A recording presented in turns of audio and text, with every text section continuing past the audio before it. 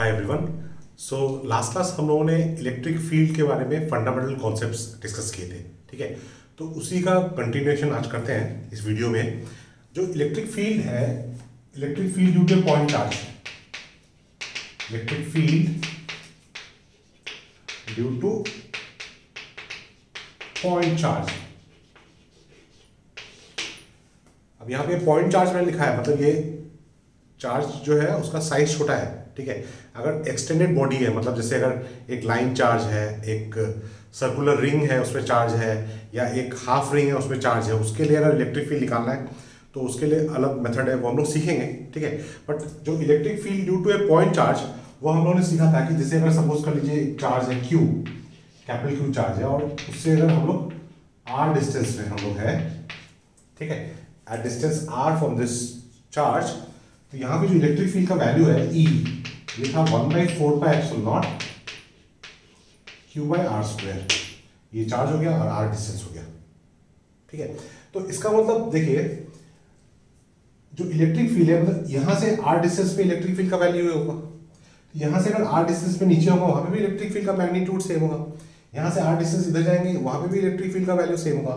तो इसका मतलब ये जो चार्ज है इसके चारों तरफ एक ऐसा एक स्फेरिकल रीजन होगा, ऐसा आगे भी होगा, यहाँ से R डिस्टेंस अगर आएंगे वहां पे भी तो इलेक्ट्रिक फील्ड का वैल्यू सेम होगा। सो दैट मीन्स ये जो फील्ड जो टर्म हम लोग डिफाइन किया था, फील्ड मतलब क्या था, वो एक रीजन, रीजन कैसा रीजन जहां पे एक चार्ज अब उसका इलेक्ट्रिकल इन्फ्लुएंस रहता है। ठीक है, तो ये जो चार्ज है इसका जो वो इन्फ्लुएंस वाला रीजन होगा वो कैसा होगा, वो स्फेयर होगा, और उस स्फेयर के सरफेस में इलेक्ट्रिक फील्ड का वैल्यू जो होगा वो सेम होगा, इलेक्ट्रिक फील्ड का वैल्यू मैग्नीट्यूड सेम होगा।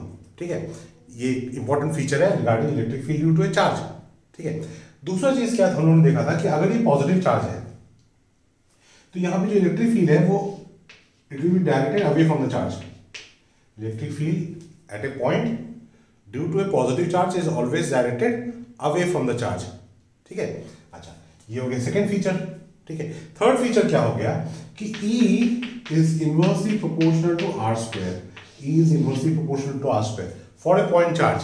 ठीक है, ये चार्ज डिस्ट्रीब्यूशन इंपॉर्टेंट है, मतलब लाइन चार्ज के लिए ऐसा नहीं भी हो सकता है। ठीक है, इनफैक्ट नहीं होगा, ठीक है, वो हम लोग बाद में देखेंगे, बट पॉइंट चार्ज के लिए जो इलेक्ट्रिक फील्ड है वो इनवर्सली प्रोपोर्शनल टू R², मतलब आप चार्ज से जैसे जैसे दूर जा रहे हैं इलेक्ट्रिक फील्ड का जो मैग्नीट्यूड है वो डिक्रीज होता जाएगा। ठीक है, ठीक है, पहला पॉइंट हो गया कि जैसे इलेक्ट्रिक फील्ड अगर पॉइंट चार्ज के लिए जो होगा वो कैसा होगा, एक स्फेरिकल रीजन होगा। ठीक है, और उस स्फेयर के सरफेस पे हर एक लोकेशन में इलेक्ट्रिक फील्ड का वैल्यू सेम होगा। ठीक है, दूसरा चीज क्या हो गया, electric field at a point due to a positive charge is always directed away from the charge.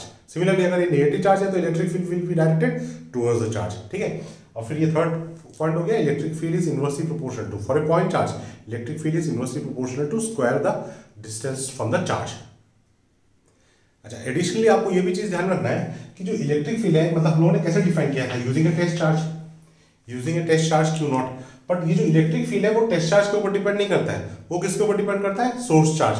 तो electric field is independent of test charge, electric field depends only on source charge.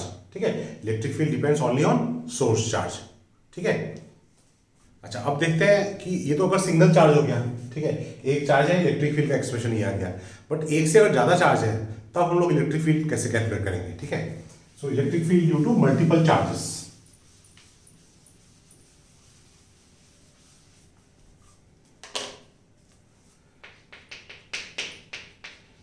Electric field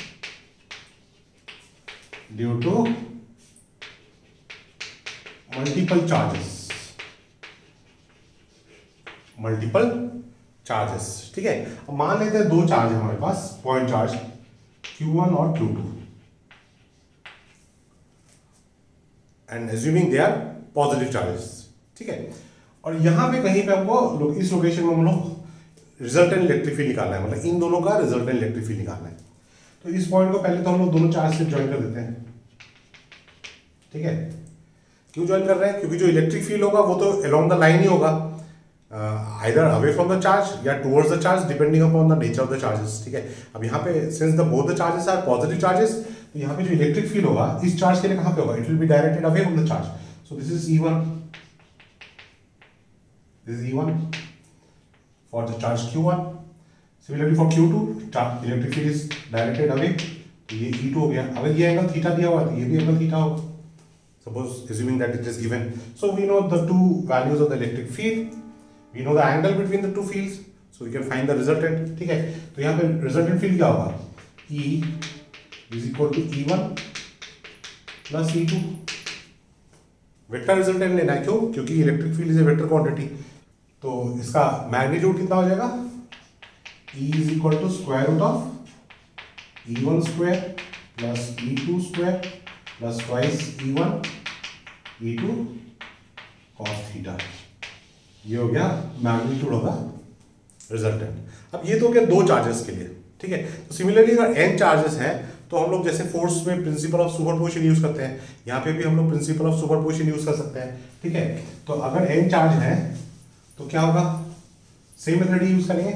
दो charge के लिए जैसा होगा n charges के लिए वैसे ही होगा। तो यहाँ पे ये Q1 हो गया, ये Q2 हो गया, सिमिलरली ये सपोज Qn हो गया, ठीक है। तो यहाँ पे इलेक्ट्रिक फील्ड चाहिए था, रिजल्टेंट फील्ड, तो एक एक चार्ज के लिए इलेक्ट्रिक फील्ड निकालना है, ठीक है।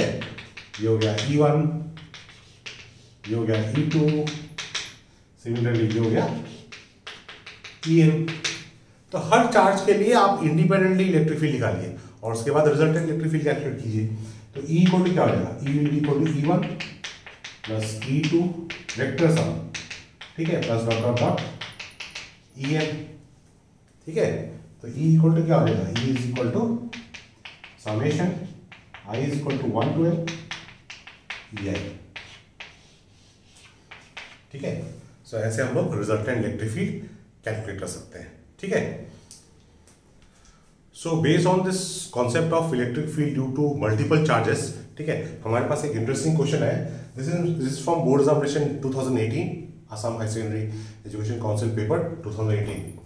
अब क्वेश्चन क्या है, 2 पॉइंट चार्जेस 0.01 माइक्रोकूलम, सो ये पॉजिटिव चार्ज है, and minus 0.01 microcoulomb are placed 10 centimeter apart in vacuum.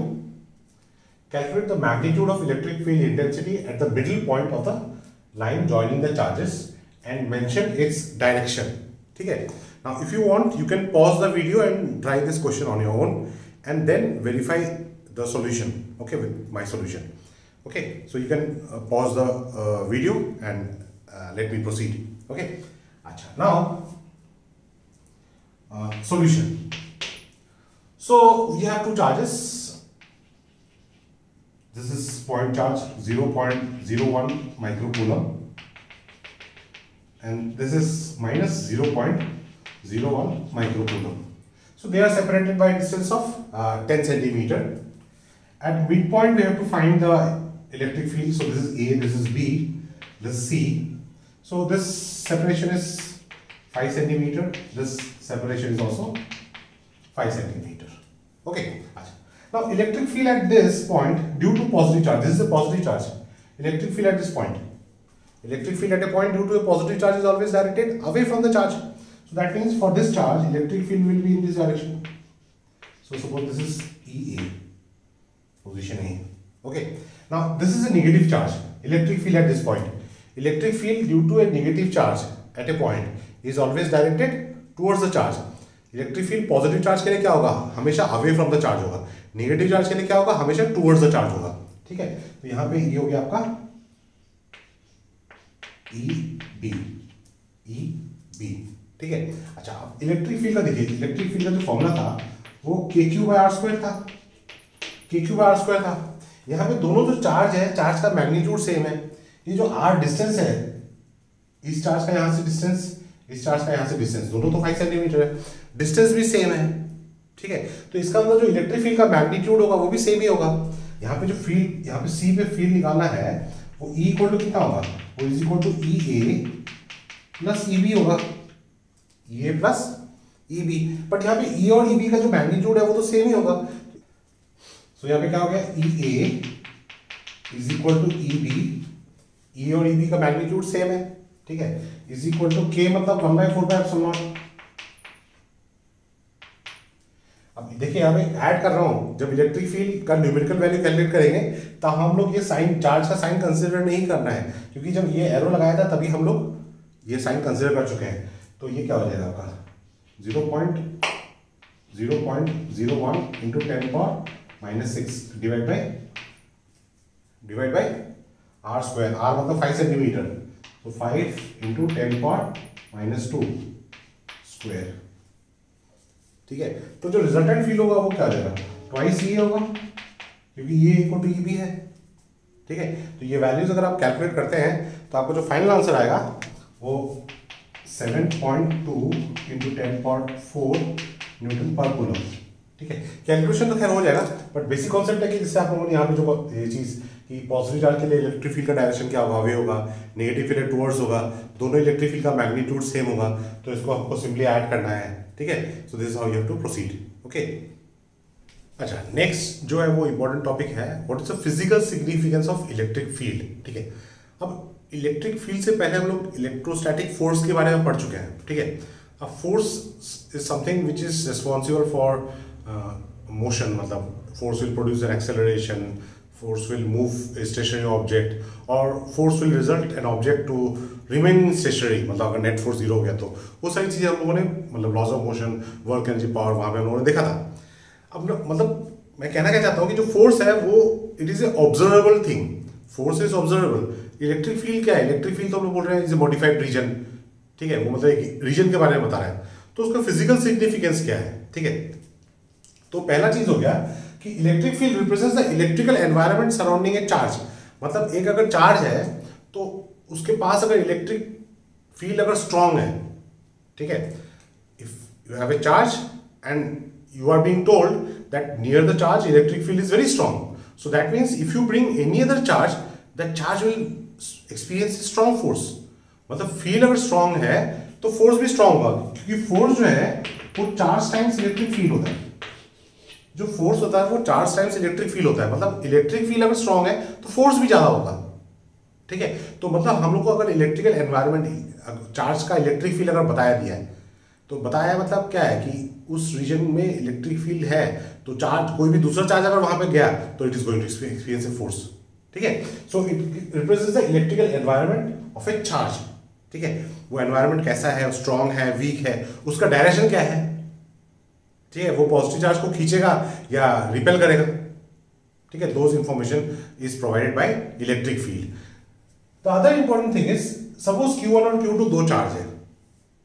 ठीक है, अब मान लेते हैं कि both the charges are positive. Okay, now if you move Q1 towards Q2, if you move Q1 towards Q2, so what will happen? Q2 will experience a repulsive force and it will move away. Correct. अच्छा, तो हो क्या रहा है, मतलब देखो, अब जैसे यहाँ पे ये चौक है, चौक को मैं अगर पुश कर रहा हूँ तो चौक तो मूव नहीं कर रहा है। ठीक है, जब तक मैं चौक को टच नहीं करूंगा, छूंगा नहीं, छू के मुझे ढकेलना पड़ेगा तभी ये चौक मूव करेगा। या फिर ये डस्टर है, इस डस्टर को मैं ऐसे बिना टच किए तो मूव नहीं कर सकता हूँ। ठीक है, बट वेयरएज चार्ज पार्टिकल, अगर ये चौक चार्ज पार्टिकल है और ये दूसरा ये पॉजिटिव चार्ज है, ये पॉजिटिव चार्ज है, तो इसके पास लगे जाऊंगा तो ये भाग जाएगा यहाँ से। ठीक है, अब हो क्या रहा है, मतलब यहाँ पे जब मैं Q1 को मूव कर रहा हूँ ना, तो Q1 मतलब रेस्ट में है और रेस्ट से वो स्टेट ऑफ मोशन में आ रहा है, तो मैं मतलब उसको फोर्स लगा रहा हूँ तभी तो मूव कर रहा है। ठीक है, तो इसका मतलब वो चार्ज जो चार्ज Q1 है वो एक्सेलरेट कर रहा है टुवर्ड्स Q2। अब अकॉर्डिंग टू इलेक्ट्रोमैग्नेटिक थ्योरी, कोई भी चार्ज पार्टिकल अगर एक्सेलरेट करता है तो वो इलेक्ट्रोमैग्नेटिक वेव जनरेट करता है। तो यहाँ पे जो Q1 जब Q2 की तरफ मूव कर रहा है तो there is a generation of electromagnetic wave. Class 11 में हम लोगों ने पढ़ा था, wave is something where there is a transfer of energy and momentum. Wave मतलब क्या होता है, डिस्टर्बेंस। वेव मतलब होता है डिस्टर्बेंस, और यहाँ पे क्या प्रोपोगेट होता है, एनर्जी एंड मोमेंटम। तो जब ये Q1 को मैं Q2 की तरफ मूव कर रहा हूँ, there is a generation of electromagnetic waves, and these electromagnetic waves travels towards Q2 and they exert a force on Q2, and because of that Q2 gets repelled. ठीक है, so accelerated motion of Q1 produces EM. EM मतलब electromagnetic waves which travels towards Q2 and exerts a force on Q2. ठीक है, field is an entity. Field is an entity which can carry energy and momentum. ठीक है, ये this is true for both electric field and magnetic field. Magnetic field हम लोग बाद में पढ़ेंगे, but this is true for any kind of field. ठीक है, तो field is an entity which can carry energy and momentum. Even this is true for gravitational force also. ठीक है, so these are the physical significance of electric field. ठीक है, exam में अगर आता है तो ये 3 मार्क्स के लिए आएगा, 3 मार्क्स या 2 मार्क्स के लिए, तो आपको ये 2 पॉइंट लिखने पड़ेंगे। ठीक है। आई होप ये दोनों पॉइंट आपको क्लियर है, ठीक है। फिर भी आप फॉर योर बेटर अंडरस्टैंडिंग आप एनसीईआरटी में पेज नंबर 20 और 21 को एक बार देख लीजिएगा, उसको एक बार पढ़ लीजिएगा, ठीक है। अच्छा, नेक्स्ट जो है fundamental concept that is motion of charge in electric field, ठीक है, motion of charge in electric field. तो अगर एक यहां पे सपोज लीजिए this is the direction of the electric field, electric field it is direct from this direction left to right side, यहां से यहां पे इलेक्ट्रिक फील्ड जा रहा है, ठीक है। अच्छा, यहां पे एक चार्ज है क्यू चार्ज, अब ये पॉजिटिव चार्ज है, ठीक है, पॉजिटिव चार्ज है। तो ये जो पॉजिटिव चार्ज है it is going to experience a force in the direction of electric field. Positive charge हमेशा इलेक्ट्रिक फील्ड के डायरेक्शन में ही फोर्स एक्सपीरियंस करेगा। तो इसका मतलब यहां पे जो फोर्स होगा वो किस डायरेक्शन में, इस डायरेक्शन में, ठीक है। देखिए फोर्स का एक्सप्रेशन क्या था, F is equal to Q into E. तो चार्ज अगर पॉजिटिव है तो फोर्स और इलेक्ट्रिक फील्ड सेम डायरेक्शन में है। अगर चार्ज निगेटिव है, F is equal to minus q into E, negative charge है तो फोर्स और इलेक्ट्रिक फील्ड के बीच में माइनस साइन, तो मतलब चार्ज किस तरफ फोर्स एक्सपीरियंस करेगा, opposite to direction of electric field. Minus sign का मतलब क्या है, F और E ऑपोजिट डायरेक्शन में फोर्स एक्सपीरियंस करेंगे। तो सिमिलरली अगर यहाँ पे अगर this is the direction of the electric field और यहाँ पे नेगेटिव चार्ज है, नेगेटिव चार्ज है, तो नेगेटिव चार्ज जो फोर्स एक्सपीरियंस करेगा, देखिए फोर्स कौन एक्सपीरियंस कर रहा है, क्यू चार्ज। इलेक्ट्रिक फील्ड किसका है, एक्सटर्नल इलेक्ट्रिक फील्ड है, एक्सटर्नल इलेक्ट्रिक फील्ड, ठीक है। तो ये चार्ज नेगेटिव चार्ज कहां फोर्स एक्सपीरियंस करेगा, opposite to direction of electric field, opposite to direction of electric field, ठीक है। So this is another concept कि जो पॉजिटिव चार्ज है it will always experience a force in the direction of electric field and negative charge will always experience a force opposite to direction of electric field, ठीक है। अब force का जो magnitude हो गया, फोर्स इक्वल टू क्यू ही है, ये तो फोर्स का मैग्नीट्यूड हो गया। तो force is equal to mass into acceleration होता है, force equal to mass into acceleration होता है। तो एक्सेलरेशन क्या हो जाएगा, acceleration is equal to force by mass, acceleration is equal to force by mass. तो इसका मतलब एक्सेलरेशन इज इक्वल टू क्या हो जाएगा, q E divide by m, acceleration is equal to q E divide by m. तो ये magnitude हो गया। अब वेक्टर फॉर्म में अगर लिखते हैं तो पॉजिटिव चार्ज होगा तो यहाँ पे प्लस साइन होगा और नेगेटिव चार्ज होगा तो acceleration is equal to minus q E by m. Vector form में चार्ज का साइन लेना है, वेक्टर फॉर्म में चार्ज का साइन लेना है, स्केलर फॉर्म में चार्ज का साइन नहीं लेना है। तो देखिए यहाँ पे अगर पॉजिटिव साइन आ रहा है मतलब acceleration of the charge particle, किसका, positive charge particle is in the direction of electric field. Acceleration और इलेक्ट्रिक फील्ड सेम डायरेक्शन होंगे, कब होगा, जब पॉजिटिव चार्ज पार्टिकल होगा। पॉजिटिव चार्ज इलेक्ट्रिक फील्ड के डायरेक्शन में ही एक्सेलरेट करेगा। क्यों एक्सेलरेट करेगा, क्योंकि वो पॉजिटिव चार्ज जो है वो जो है इलेक्ट्रिक फील्ड के डायरेक्शन में फोर्स एक्सपीरियंस कर रहा है। पॉजिटिव चार्ज इलेक्ट्रिक फील्ड के डायरेक्शन में फोर्स एक्सपीरियंस कर रहा है, इसीलिए पॉजिटिव चार्ज इलेक्ट्रिक फील्ड के डायरेक्शन में एक्सेलरेट होगा। जो नेगेटिव चार्ज होगा वो इलेक्ट्रिक फील्ड के ऑपोजिट डायरेक्शन में एक्सेलरेट होगा, ठीक है। नेगेटिव चार्ज क्यों ऑपोजिट डायरेक्शन में एक्सेलरेट होगा, क्योंकि नेगेटिव चार्ज जो फोर्स एक्सपीरियंस कर रहा है वो भी opposite to direction of electric field है, ठीक है। This is the most basic concept, मतलब स्ट्रेट पाथ में जब मूव कर रहा है। पैराबोलिक पाथ में जब जाएगा वो सारे केसेस मैं अगले वीडियो में एक्सप्लेन करूंगा, ठीक है। धीरे धीरे हम लोग चीज सीख रहे हैं, इसलिए मैं वीडियो ज्यादा लंबा नहीं कर रहा हूँ, छोटे छोटे वीडियो है सो दैट चीजें आपको एकदम क्लियर रहे, ठीक है। फिर भी आपको कुछ प्रॉब्लम होता है, कहीं पे भी कॉन्सेप्ट में कहीं कोई डाउट है तो डायरेक्ट कमेंट कीजिए या फिर मुझे डायरेक्ट मैसेज कीजिए, ठीक है। So that's all for today's video. Have a nice day and good luck.